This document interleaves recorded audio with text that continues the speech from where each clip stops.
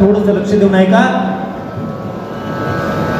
40 वर्षापासून एक आजीबाई विठ्ठलाची वारी करू लागल्या आणि आता 40 वर्ष झाले, वय झालं 60-70 वर्ष, पायाला वाताचा त्रास सुरू झाला आणि वारीला जाता नाही आलं.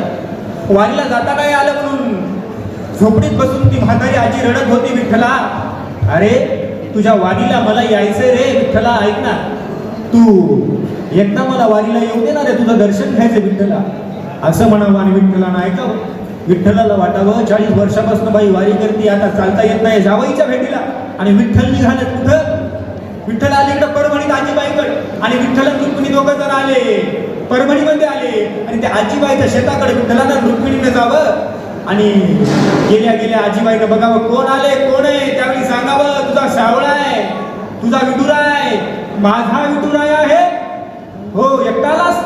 नाही नाही, तुझ्या सुनाला सोबत घेऊन आलो. आणि मग आजीनं म्हणावं थांब थांब तिथंच थांब. आजीनं घरात जावं आणि भाकरीचा तुकडा मोडावा. भाकरीचा तुकडा म्हणून कोणाला बाबाळावं? अहो तिनं साक्षात पांडुरंगाला आणि रुक्मिणीला बाबाळावं. मध्ये जावं. त्यावेळी ती आजी रुक्मिणीला काय म्हणते बघा, सुनबाई आज जा, एक लुगडं टाकलेलं आहे तिथं, ते लुगडं धुयानं वाळतीला घाल म्हटली. कोण म्हणते? आजी म्हणते. काय हक्क आहे हो? हा हक्क फक्त वारकरी दाखवू शकतात बरं का. आणि ते लुगडं वाळून घालून रुक्मिणी मातेने यावं. आजी म्हणती देवा इथला तू बस, मी येते जाऊ. त्यावेळी रुक्मिणीनं विचारावं, अहो विठ्ठला भगवंता सांग काय सांगू, काल असं भेटायला या आजीला इथे. त्यावेळी विठ्ठलानं सांगावं जेवढं माझ्या वारकऱ्याला माझ्या भेटीची आस असते ना, भेटीची त्याहून अधिक मला माझ्या वारकऱ्यांच्या भेटीची ओढ असते. अहो एवढंच काय, सावता महाराजांना शेतामध्ये काम होतं आणि शेतामध्ये काम असल्यावरती सावता महाराज वारीला येऊ शकले नाही.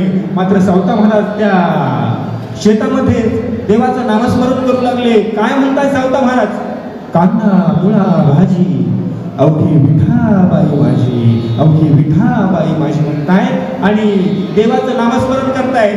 काय वारकरी परंपरा आपली दृढ आहे हो, काय मजबूत परंपरा आहे आपली. म्हणजे ज्या काळामध्ये इंग्लंडमध्ये आणि इतर देशामध्ये महिलांना लिहिण्याचा अधिकार नव्हता, महिलांनी जरी लिहिलं तरी ते पुरुषाच्या नावाने छापावं लागायचं. त्या काळामध्ये गंगाखेडला माझ्या जनाबाई येत आहेत, उठतायत आणि पदर घेत आहेत आणि म्हणतायत गईचा पदर आला खांद्यावरी आणि भरण्या बाजारी जाईन मी. एवढा संपन्न संप्रदाय जगाच्या पाठीवरती जर कोणी असेल जिथं सर्वांना समान अधिकार आहे, तो संप्रदायामध्ये माझा वारकरी संप्रदाय. जनाबाईनं लिहावं तसं. आणि इकडं मात्र सावतामाळी शेतामध्ये देवाचं नामस्मरण करावं आणि विठ्ठलानं स्वतः भेटायला कुठं जावं? त्या सावत्याच्या शेतात जावं. आणि सावत्याच्या शेतात गेल्यानंतर सावतामाळीची कडाडून भगवान परमात्म्यानं भेट घ्यावी. भगवान परमात्म्यानं सावतामाळीला कडाडून मिठी मारावी. ज्ञानानी देखिला विठाई देखिला आठविका विठाई